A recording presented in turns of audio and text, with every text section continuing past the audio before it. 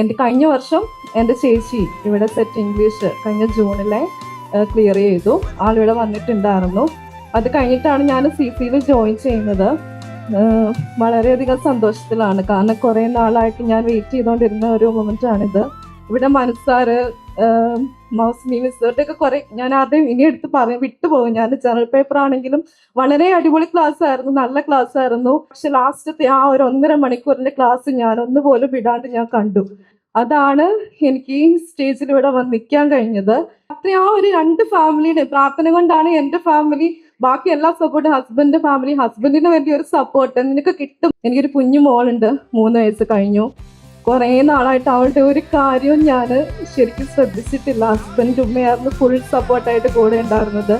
ഞാൻ വർക്ക് ചെയ്യുവാണ് Puthenvelikkara VCS higher secondary സ്കൂളിൽ ഹൈസ്കൂൾ വിഭാഗം മാത്സ് അധ്യാപികയാണ്.